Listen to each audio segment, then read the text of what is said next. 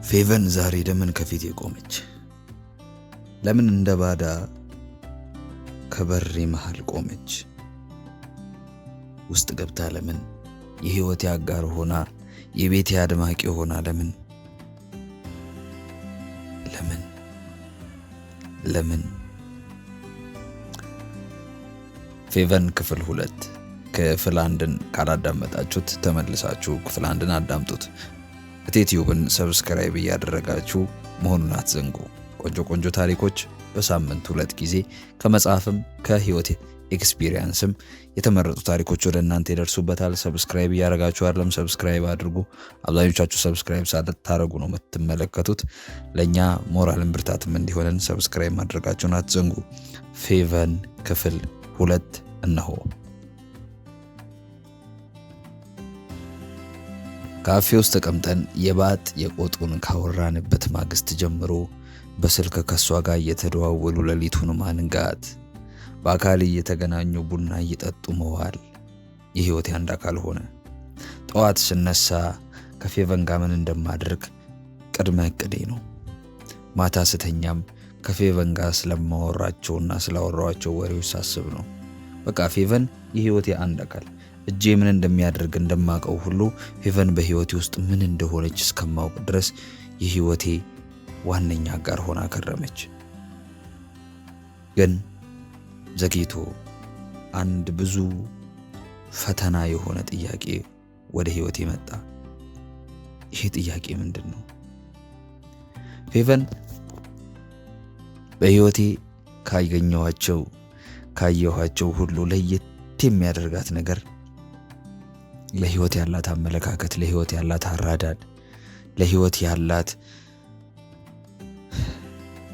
ቃል ያጥረኛል። ህይወትን የምትረዳበት መንገድ ራሱ ድንቅ ይላችኋል። ፌቭ ህይወትን የምትረዳው በሌላ አቅጣጫ ነው። እንደ ሰው ፎርማል መንገድ ይዞ መቀጠል፣ ቀጥ ባለው ወይ መራመድ፣ የተጠባበሱ ሰዎች ተጋብተው ልጆች ወልደው ፍሬ አይተው ምናምን የሚል ፍልስፍና ውስጥ የምትገባ ልጅ አልነበረችም። ፌቭ በቃ ዛሬን አይደለ እየተሰጠን ዛሬን እንኑር፣ ዛሬን ደስተኛ እንሁን የምትለኝ ነበረች። ለዛ ነው የህይወቴ ዋና ማጣፈጫ ቅመም ናት የምለው። እሷን መሳኑ፣ እሷን ወድሻለሁ ማለት፣ ከሷ ጋር አብሮ መሄድ፣ ከሷ ጋር መተኛት፣ ከሷ ጋር መንቃት፣ አይንን ሲከፍቱ እሷን ማየት ለህይወቴ ትልቅ ደስታ የሚሰጠኝ ለዛ ነው። ፌቭ ዛሬን እንድኖር ታደርገኛለች። ዛሬን አጣጥሜ እንድመገብ፣ ዛሬን አጣጥሜ እንድተኛ፣ ዛሬን አጣጥሜ እንድወዳት ታደርገኛለች። ፌቨን ዛሬን ታበራልኛለች። የህይወት ፍልስፍናዋ ያስገርመኛል። ነገ ይሄ ቢሆንስ ብለን አንድ ቀን ተጨንቀን አናውቅም። ዛሬ ነበራ የምንኖረው። ግን ሂዶ መንገዱ ረዝሞ መጨረሻ ላይ ፌቨን ወደ ተለመደው የህይወት ፍልስፍና ተመለሰችብኝ። ዛሬን መኖር አቆመች። አብራኝ ተኝታ ስለ ነገ ልጆች፣ ስለ ነገ ሰርጓ ታስባለች። ስታገኘኝ ለቁም ነገር ነው የምትፈልገኝ? ለወደፊት ነው የምትፈልገኝ? የወደፊት ህይወት ውስጥ እኔ ቦታ አለኝ የሚሉ አሰልቺ ጥያቄዎችን ደጋግማ ትጠይቀኛለች። ምንድነው እየሰራ ያለው? ለነገ ህይወታችን የሚበጅ ነገር እያደረክ ነው? ገንዘብ ለምንድነው አውጥተህ የምትበትነው? ለምንድነው ገንዘብ የማትቆጥበው? በተለያዩ አካላዊ እንቅስቃሴዎቿ በአጭሩ ለምንድነው ሽማግሌ ማትልከው? ቤት ውስጥ ለምንድነው ማታገባኝ? ለምንድነው አግብተኝ ማትኖረው? ፊውቸሪቲ ካንተ ጋር የማይሆን ከሆነ ለምንድነው ካንተ ጋር ጊዜን የማቃጥለው ማለት ጀመረች ፌቨን። እስከ ዛሬ እኮ ስለ ዛሬ እንጂ ስለ ነገ አስበን አናውቅም። ዛሬን ግን አጣጥመን እንኖራት ነበር። በሐላል መንገድ፣ በእውነተኛው መንገድ፣ በቀጥተኛው መንገድ ጥሩ ኑሮ ነበረን። ዛሬን እኮ መውደድ ችለን ነበር። ዛሬን እኮ ማፍቀር ችለን ነበር። ግን የዚህ ዓለም ሽውታ፣ የዚህ ዓለም የህይወት ፍልስፍና ወሰዳት እሷን። ነገ ባንክ አካውንት ውስጥ ስንት ብር አለ? ነገ ብትታመም የምታከምበት አለ? ነገ እኔ ቢያመኝ የምታስታምምበት ገንዘብ ይኖርሃል? የለህም። ሲተመልከተው ይሄን ቤት፣ ይሄ ቤት ነገ እኔ እናንተ ተጋብተን መኖር የምንፈልግበት ቤት ነው። በዚህ ድስት የተሰራ ወጥ እየበላን ነው ዘላለማችንን የምንኖረው? ድህነቴን በሚያስታውሱ ቃላት አንጎሌን እየወጋጋች የነገ የነገ የነገ የሚል የህይወት ፍልስፍና ጋተች። ጠላኋታ። ፌቭ ስለማታምር አይደለም፣ እስከ ዛሬም ስለማላፈቅራት አይደለም የጠላኋት። ግን ፌቭን የወደድኳት እኮ ዛሬን እንድኖር ዛሬን እንድወድ ስላደረገችኝ ነበር። ነገ ነገ ስትል ነገን ስታስመኘኝ ነገን በማሰብ ዛሬን በጩቤ ወጋግታ ስትገድለው ላልጠላት ነው። የዛሬ ፍቅር የነበረች ፌቨን፣ እሷ ግን የነገ ሴት መሆን አማራት። ልወደው አልችልማ። ነገ የሚባለው ነገር ልወደው አልችልም።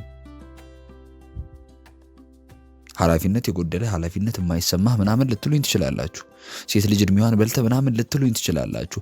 ሴት ልጅ እድሜዋን በላሁትም አልበላሁትም እድሜዋ ማለቁ አይቀርም። ነገር ግን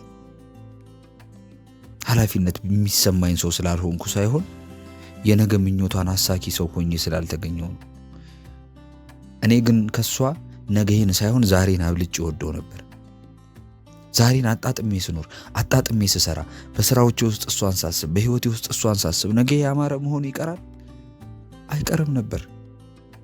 እሷ ግን ነገዬን ብቻ እንዳስብ፣ ዛሬን እንድረሳ፣ ዛሬን እንድተው አደረገችኝ። ጠላኋታ።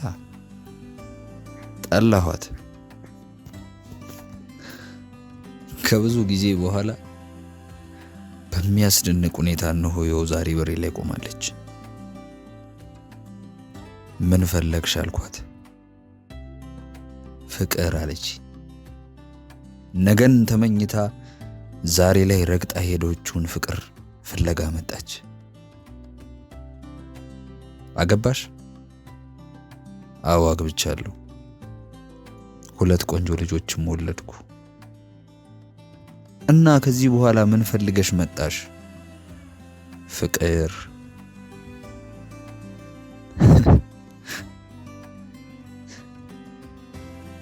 ካንተ ጋር ያሳለፍኩት ፍቅር ነበር እውነተኛው ፍቅር። ገላይ ያልናፈቀ ከኔ ጋር ፍቅር መስራት አልፈለግም?